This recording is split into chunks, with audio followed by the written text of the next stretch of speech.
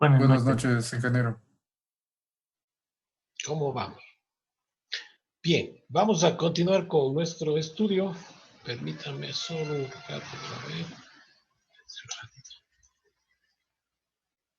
A ver, un minutito más.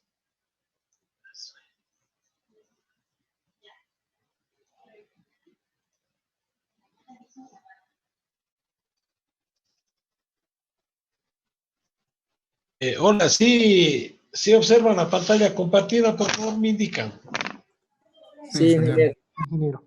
Muy bien. En la clase última que estuvimos viendo, habíamos analizado de que hay que determinar el mercado que vamos a atacar, a atender con nuestros servicios, ¿no? Con nuestro negocio y con nuestra actividad comercial. Y obviamente luego hay que hacer una proyección de este mercado, de las ventas que vamos a tener a futuro. Vimos un método sencillo, el más fácil de los métodos cuantitativos, que es la regresión lineal, ¿no?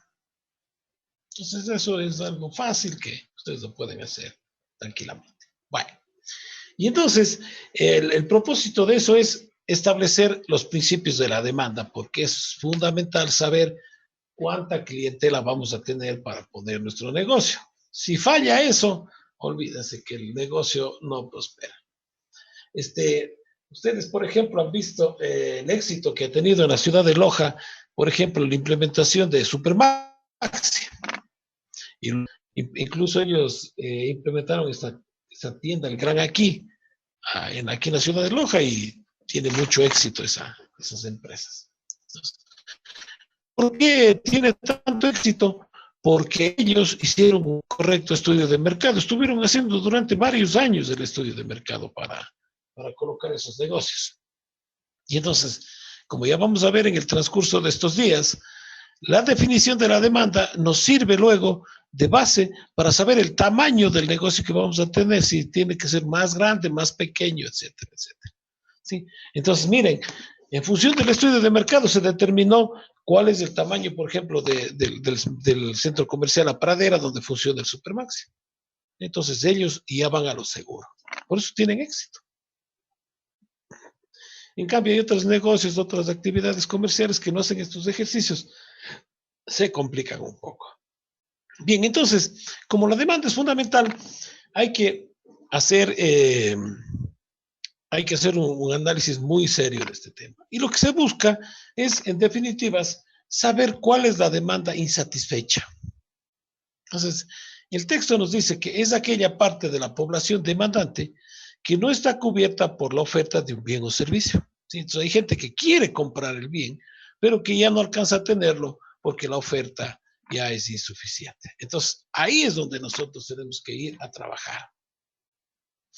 Su cálculo se define una vez obtenidos los valores de la oferta y de la demanda.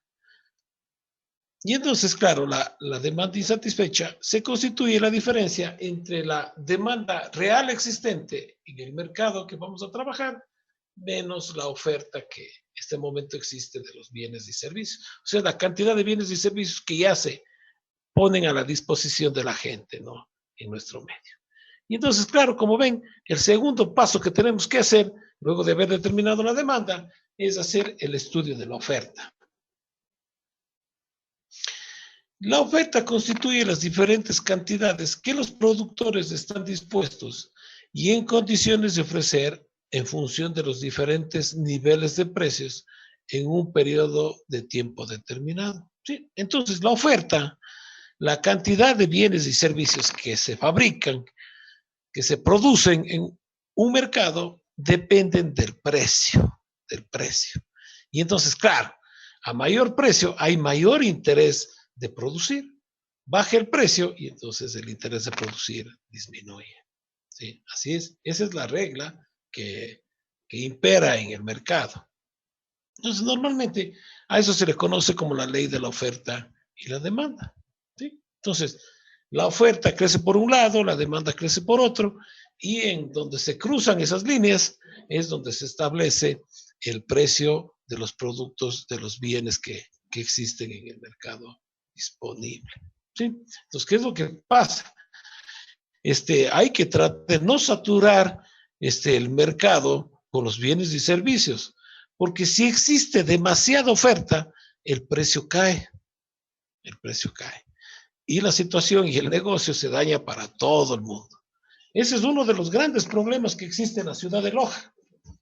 Es una situación que, bueno, ustedes saben, yo no soy lojano, yo soy de la provincia del Cañar, vengo de un poco más al norte del país, pero ya vivo varios años aquí, ya en realidad ya casi toda, más de media vida vivo aquí, y desde que llegué me di cuenta de un problema que existe aquí en el medio local.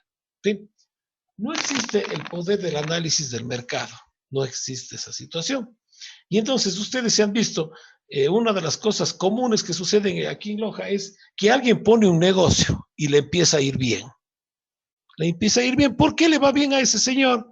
Es simplemente porque él sí está practicando este juego de la oferta y la demanda. Entonces él ya determinó que existe una demanda interesante y empieza a fabricar una cantidad de bienes y servicios que no llega a cubrir la demanda, siempre es un poco menor. Entonces, ¿qué es lo que hace? Que como la gente requiere, entonces está dispuesta a pagar un precio más alto. ¿Sí? Y entonces el negocio se mantiene súper bien. Ahora, ¿cuál es uno de los pecados de la ciudad, de aquí, de nuestro medio? Es que si alguien ve que un negocio prospera, enseguida empieza a generar el mismo negocio.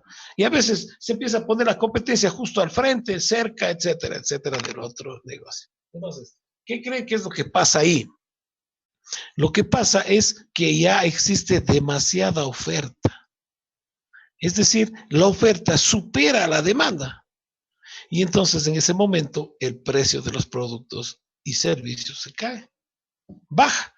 El momento que el precio de los productos y servicios se hace más bajo, entonces ya todos los negocios empiezan a tener problemas porque ya no pueden recuperar su inversión, ya no tienen utilidades y terminan quebrando. Y entonces ahí lo que sucede es que todos terminan quebrados. Entonces es una práctica que está mal. ¿Qué es lo que hay que hacer? Hay que buscar nuevos mercados, hay que ver nuevos productos, nuevos servicios que satisfagan a los clientes manejando adecuadamente la oferta y la demanda. Eso es lo que hay que hacer, eso es lo que falla aquí en la ciudad. A pesar de que hay varias escuelas de negocios, yo mismo seguí la maestría en administración de empresas aquí en la Universidad Nacional y todo, o sea, la gente se prepara bastante. Yo también colaboro normalmente en la Universidad Técnica y también se da mucha preparación de este tema, pero lamentablemente no se pone en práctica, es una debilidad propia de nuestro medio. ¿Sí? Ahora, miren, por ejemplo, yo les recomiendo, ustedes van a empezar a trabajar, a empezar a hacer su actividad económica, y entonces no solamente se tiene que tratar de abarcar el mercado de un producto o servicio que se vea bueno, sino que se puede buscar otros segmentos del mercado relacionados con esta actividad. Por ejemplo, mire, si vemos que un negocio le va bien, uno puede tratar de tener un uso, un beneficio de esa actividad, sí, sin entrar a hacer competencia. Por ejemplo, podemos brindar los insumos, podemos facilitar los insumos a los que fabrican el bien y servicio, una oportunidad de trabajar, y no entramos en conflicto con el juego de la oferta y la demanda. ¿Sí? Bien, ¿alguna pregunta hasta ahí?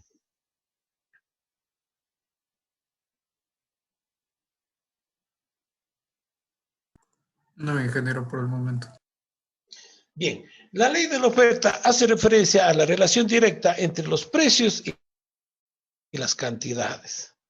Para la proyección de la oferta se debe proveer la evolución de la oferta actual, formulando hipótesis sobre los factores que coincidirán la participación del proyecto en estudios de la oferta futura. Se deben tomar en cuenta que no más la utilización de la capacidad instalada ociosa de los proveedores actuales, analizando sus posibilidades de crecimiento. Entonces, miren, si nosotros queremos competir con una persona que ya fabrica los bienes y servicios, hay que tener cuidado, porque ellos ya tienen experiencia y puede ser que la capacidad de producción de ellos sea más amplia y que solamente no estén produciendo más, ¿no? Si nosotros vamos a competir, es casi seguro que fracasamos. Hay que tratar de ver también los planes y proyectos de ampliación de las capacidades instaladas ya existentes actualmente y el examen de los datos previsibles sobre la evolución estructural y coyuntural de los datos endógenos y exógenos. Es decir, las situaciones internas que pueden estar perjudicando o favoreciendo a los otros proveedores o también situaciones externas. Por ejemplo, suele haber problemas con la fijación de impuestos, suele haber problemas con las regulaciones que a veces ponen los municipios.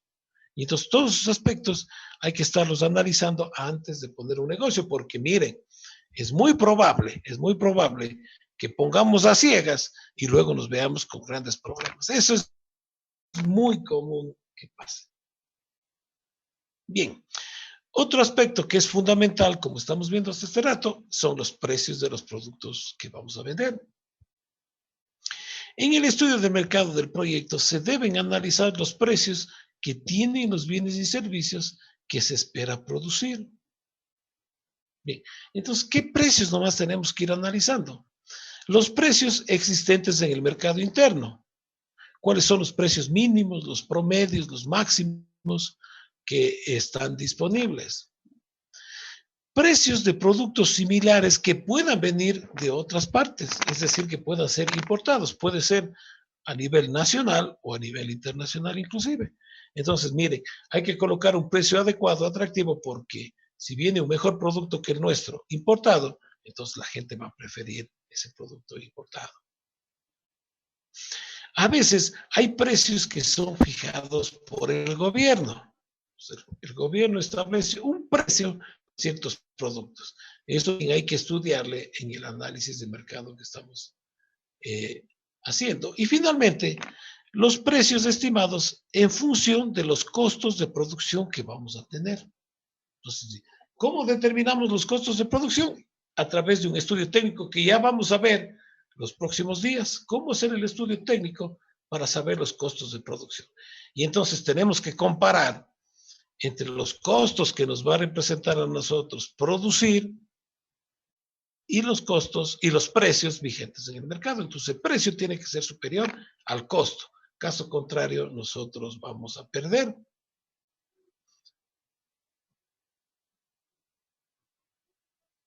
Bien, finalmente, lo que hay que estudiar son los canales de distribución.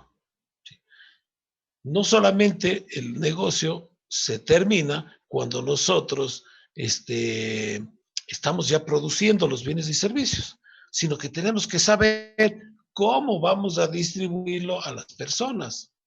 Entonces, existen diferentes mecanismos. Por ejemplo, puede ser que podamos decidir nosotros producir y nosotros mismos distribuir a los clientes finales. Es una forma. Ahí, ¿cuál es la situación interesante de eso? Es que nos ahorramos un poco los gastos de comercialización. ¿Sí? ¿Cuál es la dificultad que tenemos? Podemos abarcar un mercado más pequeño. ¿Sí? El otro mecanismo es hacer que otras personas nos den distribuyendo. Y entonces, ahí tenemos que acercarnos con nuestros productos a las tiendas, a los supermercados, etcétera, etcétera, y ofertarles a ellos el producto para que los pongan en exhibición. ¿Sí? Puede haber diferentes mecanismos de intermediación. Puede haber un intermediario directo que dé vendiendo directamente el producto. Y nosotros tenemos que reconocerle un margen de utilidad. Es un mecanismo muy interesante. ¿Sí? Entonces, ¿por qué? Porque ahí no existe una competencia por el precio, no es que unos cobran más, otros cobran menos, sino que en todos los locales el precio es el mismo. Simplemente nosotros tenemos que darle una utilidad al vendedor. Puede ser que sea más amplio todavía el negocio y puede ser que existan dos intermediarios, uno mayorista. Entonces, el mayorista llevará el producto desde nuestras fábricas y los empezará a repartir a los minoristas. ¿Sí? Entonces, ahí es un mecanismo diferente. Cada uno de los negociantes van a ir grabando una cierta cantidad de utilidad a los productos. Entonces, todo eso hay que analizarle, ¿no? Y hay que hacerle un seguimiento. Puede ser que este mecanismo nos perjudique, porque puede ser que alguien vaya a ganar demasiado y vaya a empezar a perjudicar las ventas porque el precio va a subir demasiado. Entonces, todo es sujeto de análisis, de estudio. Al final, tenemos que hacer ciertas consideraciones para la selección de cuál es el canal de distribución que nosotros consideremos que es importante, ¿no es cierto? Y entonces podemos tener diferentes tipos de mercado, por ejemplo, el consumidor directamente, y entonces ahí tenemos que estudiar cuál es la cantidad de personas que van a comprar nuestro producto, los hábitos de consumo y la posición geográfica en la que están ubicados esos clientes. Entonces, todos estos estudios se hacen en base a encuestas. Hay empresas aquí en la localidad mismo que ya prestan este servicio. Hay colegas, compañeros de la universidad mismo que pueden hacer estos trabajos y nos dan información. Se tiene que ver las características del producto o servicio. Y entonces, de ahí sale, qué información acerca del mercado. El tamaño, la perecibilidad, la estandarización, el tipo de almacenamiento, los créditos y las promociones que nosotros podríamos llegar a implementar para poder vender nuestro producto. Entonces, ¿qué tenemos que ir viendo? Tenemos que ver cuánto dura el producto para poder ser consumido, en qué tiempo se caduca. Tenemos que ver cómo estandarizar el producto. ¿Cuál es el tipo de almacenamiento que nosotros tenemos que darle? ¿Cuáles son las líneas de crédito que podríamos dar para que la gente acceda al producto? Y finalmente, las promociones, ¿sí?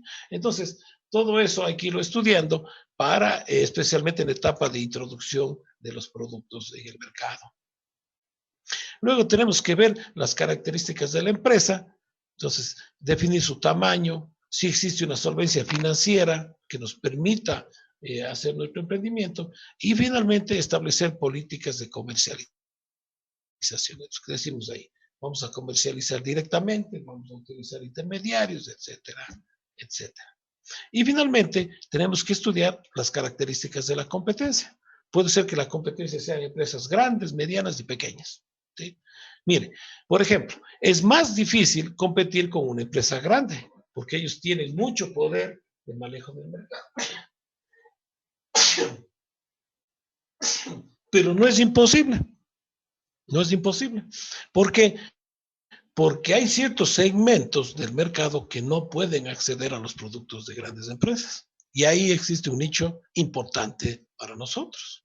Por ejemplo, mercados con menores poderes adquisitivos, gente más popular, etcétera, etcétera. O sea, todo es posible hacer en el tema de los negocios. Bien, una vez que ya vamos definiendo todos estos aspectos, tenemos que ir hacia otros temas. Por ejemplo, la publicidad y la propaganda, ¿no es cierto? ¿Cuáles mecanismos vamos a utilizar? Eso depende también de nuestra situación económica. Entonces, existen diferentes modalidades de publicidad. Se puede utilizar, por ejemplo, cuñas en la radio, en la televisión, periódicos. Existen personas que reparten papeles en la calle. Hay gente que coloca propagandas en las estafetas. Tantos mecanismos que existen para promocionar nuestros productos. Bien. ¿Alguna pregunta?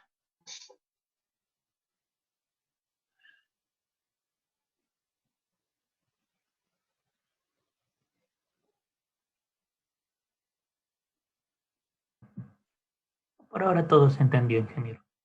Bien, entonces una vez que ya hemos agotado esta fase del estudio de mercado, ya sabemos cuál es el tamaño del mercado, cuántos productos vamos a vender, a qué precio vamos a poder venderlos, de eso vamos a tener la cantidad de ingresos que vamos a percibir, cómo vamos a comercializar el producto, cuántos son los gastos de comercialización, etcétera, etcétera.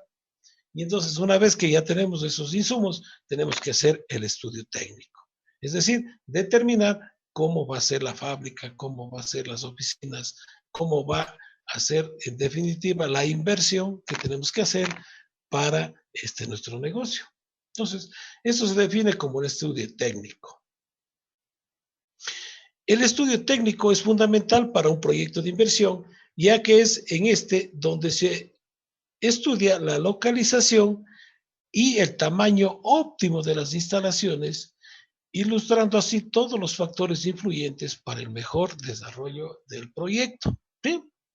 Entonces, aquí tenemos que ver no solamente el tamaño de las instalaciones, sino en dónde va a estar localizado. Eso es fundamental. Ya vamos a ir conversando de qué nomás tiene relación con la ubicación. Y entonces ahí ustedes que van a ser ingenieros electromecánicos, ustedes tienen que darle un buen asesoramiento a la persona que va a hacer la inversión, o ustedes mismos se van a invertir, tienen que ver bien. Por ejemplo, una de las situaciones que debe ser definida en la localización es la disponibilidad del servicio de energía eléctrica. Porque ¿qué tal si escogemos una localización y no hay servicio de energía eléctrica? Luego se topan muchos inversionistas con la realidad de que tienen que gastar muchísimo dinero para tener el servicio de energía. Y ahí vienen los problemas. Es un desfilar de gente en la empresa que quiere que la empresa les financie no les financie, sino les construya las instalaciones eléctricas gratis, porque ellos ya no han previsto esa inversión. Y entonces la ley no permite. La ley no permite que las empresas eléctricas construyan obras para dar el servicio de energía eléctrica a inversionistas privados. Eso no está permitido. Y entonces ahí ya se topa con el primer problema que altera la factibilidad económica del proyecto. Sí, en esta situación, oiga, yo de la experiencia que tengo, he visto problemas de todo tipo. Incluso ese pecado lo cometen hasta personas que tienen negocios muy grandes, muy grandes. No se dan cuenta de la existencia de los servicios básicos. A veces tienen problemas con el servicio de agua potable, del alcantarillado, etcétera, etcétera. Y ya una vez que compraron los terrenos, ya se complica. Miren, ahora nomás estamos, y también otra cosa que tienen que ver es que no exista afectación de instalaciones existentes. Otra situación también. Por ejemplo, la empresa eléctrica tiene líneas de alta tensión, líneas de 69,000 voltios, y Transelectric tiene líneas de 138 y 230,000 voltios en operación aquí en el área de concesión en la provincia de Loja y Zamora Chinchipe. ¿Sí? Y entonces no se puede construir, poner fábricas, negocios debajo de las líneas de alta tensión. Es prohibido por la ley. Es prohibido por la ley. ¿Sí? Entonces, cuando ustedes estén ya trabajando, tienen que asesorarle a las personas que están yendo a hacer las inversiones. Si están yendo a comprar un terreno que esté afectado por líneas de alta tensión, ustedes tienen que recomendarles no invertir ahí, sino invertir en una línea que no tenga estas afectaciones. Incluso les comento que cuando la línea está atravesando un terreno, se hace una imposición de servidumbre y eso se inscribe en el registro de la propiedad. ¿Sí? Entonces, se tiene uno que fijar, si alguien le va a vender un terreno de oportunidad para poner una fábrica, un negocio, tiene que irse al registro de la propiedad y ver que no exista ninguna afectación, ninguna servidumbre, porque luego es un problema ya insuperable. ¿Alguna pregunta hasta ahí?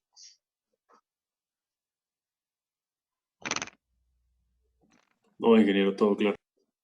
¿Sí? Entonces, les quería comentar que ahora estamos con un pequeño problema en la empresa porque hay un señor de la provincia de Zamora Chinchipe que ha decidido hacer la inversión de una gasolinera en el sector de Guadalupe, en la provincia de Zamora. Y entonces él, claro, ha comprado un terreno que alguien le ofertó de oportunidad, seguramente barato, porque por el terreno atraviesa una línea de alta tensión de la empresa. Y entonces él ahora quiere construir el negocio, pues es una actividad comercial, no puede porque la ley prohíbe hacer todavía peor si son gasolineras debajo de la línea de alta tensión. Fíjese. Y ahora está con pues el problema, va a la empresa todo el tiempo, trata de presionar a que la empresa le autorice. La empresa no puede autorizar, la ley le prohíbe. Y entonces, ¿qué es lo que le pasa al señor? Que va a perder su inversión. Por eso les estoy explicando a ustedes de que esos temas hay que considerar para la localización y el tamaño de las instalaciones que vayan a realizar. Este problema es muy común aquí también en nuestro sector. Y luego, entonces, los ingenieros eléctricos, electromecánicos, todos los profesionales, en vez de asesorar al cliente, más bien le mal aconsejan de que se haga la instalación, lo cual es algo inadecuado. Ustedes, por favor, tomar en cuenta este tema y asesorar correctamente al cliente. Por ejemplo, es preferible que haga la inversión en otro terreno que tratar de instalar en esas situaciones, porque vienen problemas regados a futuro. Bien, entonces, ¿qué relación, qué aspectos nomás debemos tener con respecto al tamaño del proyecto? El tamaño del proyecto se define como la capacidad de producción durante un periodo de tiempo de funcionamiento, que se considera normal para las circunstancias y tipo de proyecto que se trata. Por lo tanto, si se dice que el tamaño de una fábrica de calzado, por ejemplo, dice el texto, es de 80,000 pares de zapato al año, se debe especificar el número de días al año y el número de horas al día en que se proyecta hacer trabajar la fábrica para lograr esta capacidad de producción. Es decir, el tamaño de un proyecto es una función de la capacidad de producción, del tiempo y de la operación en conjunto. ¿Sí? Entonces, mire, si nosotros vamos a fabricar 80,000 pares de zapatos y vamos a trabajar tantos días al año, se hace una división y se va a saber cuántos pares de zapatos vamos a tener que hacer al día. En función de eso, tenemos que calcular cuántas personas tienen que trabajar para fabricar ese número de calzados diarios. En función del número de personas, tenemos que ver cuál es la maquinaria que se va a utilizar y así vamos desarrollando el estudio técnico del proyecto. De ahí vamos a dimensionar el tamaño de la fábrica, de ahí sale el número de máquinas que tenemos que comprar, el número de personas que tenemos que contratar, etcétera, etcétera. Si queremos abaratar la cantidad de personas que van a trabajar y la cantidad de máquinas que vamos a comprar, posiblemente tengamos que ampliar los horarios de trabajo. Ya no vamos a trabajar 8 horas, podemos trabajar 16 horas, por ejemplo, ¿sí? En 2 turnos. Ahora, de ahí, ¿qué consecuencias hay? No es tan sencillo, por eso es que hay que hacer todo un estudio. Tenemos que pagar horarios diferidos, eso encarece un poco la mano de obra. Por ejemplo, tenemos que invertir en todo lo que es iluminación, el gasto de la energía, y entonces ahí hay que ir haciendo un cálculo para después ver cuál es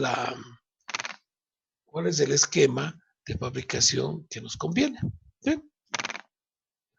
En conclusión, el tamaño del proyecto es la capacidad instalada de producir y se expresa en número de unidades del producto medido en función de su peso, volumen, área, etc. Que se puede elaborar en un periodo definido de tiempo, que puede ser un año, un mes, un día. Podemos definir la capacidad por horas, etcétera, etcétera. Ahora, ¿de qué va a depender ese tamaño? ¿Qué aspectos, qué factores nomás van a intervenir? Primero, la demanda. La demanda. Y entonces, en función de la demanda que nosotros hemos determinado, del número de pares de zapatos, por ejemplo, que la gente está dispuesta a comprar, tenemos que producir una cantidad menor. Si producimos una cantidad mayor a la demanda, simplemente el precio va a bajar. Entonces, eso hay que tener cuidado. ¿Sí? Entonces, siempre tiene que ser un poco menor la oferta. Tenemos que ver la capacidad de suministros e insumos para nuestra fabricación. Entonces, tenemos que ver que existan la forma rápida de transportar los insumos para nosotros fabricarlo, que no encarezca mucho el transporte. ¿Cuál es la tecnología y los equipos disponibles, ¿sí?, para poder fabricar ese bien y ese servicio? Entonces, esto también hay que hacer un estudio. Hay tecnologías más eficientes, hay tecnologías más modernas, son más costosas. Entonces, nosotros podemos invertir más dinero ahí tenemos garantizado la eficiencia en la producción, pero en cambio es una inversión más grande. Es el plan A, el más costoso, eso hace que tiene más dinero para invertir. El plan B, utilizar una tecnología no tan moderna, no tan automatizada, pero en cambio ahí nosotros tenemos que capacitar muy bien a nuestros operarios y nosotros también hacer un buen control de la producción para que sea eficiente. Entonces ahí vamos a invertir más dinero nuestro, más esfuerzo, pero vamos a invertir menos dinero. Entonces, cualquiera de las dos cosas se puede hacer. Tenemos que ver cuánto financiamiento tenemos disponible o a cuánto financiamiento podemos nosotros acceder. Ya veremos después, al final de este mes, cómo se hace el cálculo del financiamiento. Sí, eso ya vamos a verlo en forma práctica. Esta parte de la asignatura que estamos viendo ahora es un poco teórica, pero es necesario irla conversando. Después ya iremos viendo en forma más práctica. Por ejemplo, vamos a ir viendo cuáles son los diferentes esquemas de préstamos que existen, cómo se paga, etcétera, etcétera. Y vamos a hacer un análisis si es conveniente el financiamiento, si es conveniente invertir con préstamos, invertir con capital propio, etcétera, etcétera. Ya iremos. Bien, con lo que respecta a la localización, entonces también hay que, ¿en dónde vamos a localizar la planta, la fábrica? Entonces, tenemos que ir viendo ciertos aspectos que ya más o menos les fui indicando. Por ejemplo, las fuerzas locales son factores que influyen en la decisión de la localización de un proyecto. En forma global se puede resumir los tres siguientes grupos. Primero, la suma de los costos de transportes, de insumos y productos. ¿Sí? Tenemos que ir calculando. O sea, no es de ubicar por ubicar la planta, tenemos que ir viendo todos estos aspectos. Eso les digo que es una debilidad de nuestro medio. Primero ya se compra el terreno todo y después vemos que vamos a tener dificultades, por ejemplo, en transportar los bienes, los productos elaborados, traer los insumos, ya se complica. La disponibilidad y costos relativos de la mano de obra y de los insumos. Los factores ambientales como terrenos y edificios, condiciones generales de vida, clima, facilidades administrativas, política de descentralización o descentralización, disposición de aguas residuales, olores, ruidos molestos, etc. La disponibilidad y confiabilidad del sistema de apoyo, es decir, que existan redes de agua potable, de luz eléctrica, de teléfonos, de tiendas de comunicación, bomberos, etc. Condiciones sociales y culturales de la población, consideraciones legales y políticas, etcétera, etcétera. Entonces, todo eso va definiendo el sitio en donde vamos a ubicar.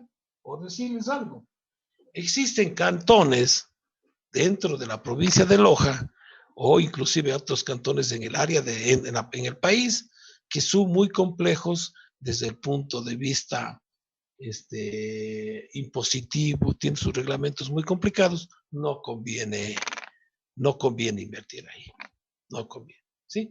Existen otros municipios que facilitan más la inversión, donde uno puede invertir con más tranquilidad. Entonces, eso es muy importante, porque si nosotros ahora queremos hacer inversión y nos topamos con por ejemplo, con problemas de índole impositivo, por ejemplo, de pago de impuestos, puede ser complicado. Mire, yo tengo una anécdota.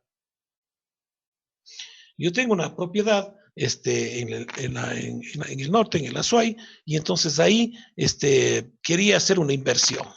¿Sí? Hace un año más o menos. Una persona me propuso hacer una inversión ahí.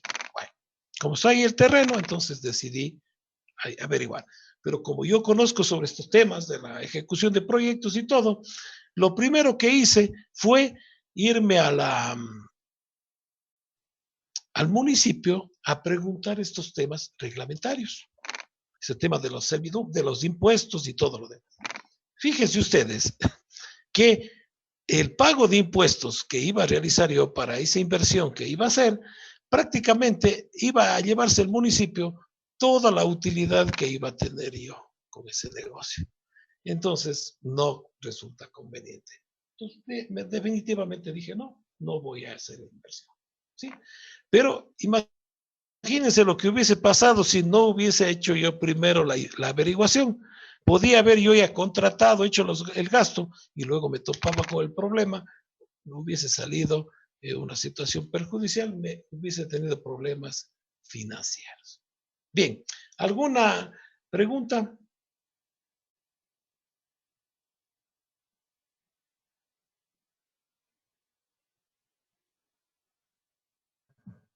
No, ingeniero. Bien, todos estos factores que influyen para la decisión de la localización del negocio que vamos a hacer, entonces, se pueden clasificar en dos grandes grupos. El uno tiene que ver con la macrolocalización y el otro con la microlocalización. Sí, entonces, en el primer aspecto, en la macrolocalización, ¿qué factores nomás debemos tomarlos en cuenta? Las facilidades y el costo del transporte, la disponibilidad y costo de mano de obra, insumos, materias primas, energía eléctrica, combustibles, agua, etc. La localización del mercado, la disponibilidad, características topográficas y costos de los terrenos, las facilidades de distribución, las comunicaciones, las condiciones de vida, las leyes y reglamentos que les digo que ustedes, por favor, se preocupan de averiguar si van a hacer una inversión, el clima, las acciones para evitar la contaminación del medio ambiente, la disponibilidad y confiabilidad de los sistemas de apoyo, la actitud de la comunidad, si existen zonas francas en donde podemos comercializar, tanto vender los productos como comprar los insumos sin impuestos, condiciones sociales y culturales, ¿sí? Entonces, esos factores influyen en la macrolocalización. Y en la microlocalización, tenemos que fijarnos si el terreno donde vamos a hacer nuestro negocio es una localización urbana, suburbana, rural. Y entonces, de ahí también se va definiendo una cantidad de situaciones que están derivadas, similares a las que vimos anteriormente, en donde de la experiencia que yo tengo y del consejo que les doy, es una situación importante ver la disponibilidad de los servicios. Es fundamental, especialmente la energía eléctrica. Si se ubican ustedes su negocio en un sector donde no existe servicio, chúticas, es una situación compleja. Miren, hace un año más o menos tenemos una situación parecida de un inversionista que había hecho un negocio bien grande en Zapotillo, en la frontera con el Perú, y se da la casualidad que el sector donde él ha hecho la inversión no tenemos servicio de energía eléctrica, no llegan las redes de la empresa eléctrica. Y entonces, como él ya ha hecho la inversión, ha comprado los terrenos, ya está produciendo y todo, a él no le toca más que producir su propia energía con motores a diésel, lo cual es costoso, ¿sí? ¿Hasta cuándo va a tener que tener esta producción? Hasta cuando la empresa pueda construir las redes hasta llegar al sector. Y eso es sumamente costoso. Estamos haciendo nosotros los estudios en este momento para tratar de cubrir esa red, ese sector de la provincia con redes de distribución, porque no es solamente ese señor, hay una gran cantidad de personas que han comprado terrenos en ese sitio. Y la empresa, ya tenemos la disponibilidad del ministerio de que construyamos las obras, pero toma tiempo. Más o menos yo estimo que va a tomar unos 2 años hasta llegar con redes a ese sector, con redes eléctricas. Y tomará más o menos unos 5 años hasta que el servicio eléctrico sea lo suficientemente, tenga la capacidad suficiente para atender toda la demanda que se va a producir ahí en ese sector. Pues miren, el señor va a tener que esperar mucho tiempo hasta tener un servicio de energía eléctrica adecuado. Y entonces eso representa gastos económicos y posiblemente le esté afectando en su situación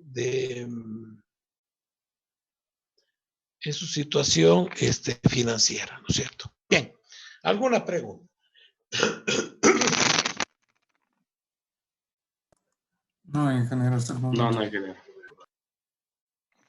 Perfecto. La próxima semana, no, pues el día viernes, que tenemos todavía clases, vamos a ver una forma práctica de hacer una evaluación, porque hasta ahora hemos visto solo de manera subjetiva, más o menos por criterios, pero existe una metodología sencilla, así mismo como las que yo les estoy enseñando, pero prácticas, en donde hacemos una calificación de los diferentes factores para decidir en dónde ubicamos la planta. Entonces, por ejemplo, podemos tener 3 o 4 alternativas de ubicación y vamos haciendo una calificación de cada una de esas alternativas en función de los diferentes factores que hay que considerar. Al final sumamos la calificación y vemos cuál es la que obtiene mayor puntaje y nos inclinamos por eso. Pero bueno, eso veremos el día viernes. Entonces, si me preguntas, estaríamos conversando entonces el día viernes, ¿no? Listo, ingeniero. Ya, ingeniero. Gracias. Hola, ingeniero. Muchas gracias. Estamos conversando entonces el viernes. Listo, ingeniero, gracias.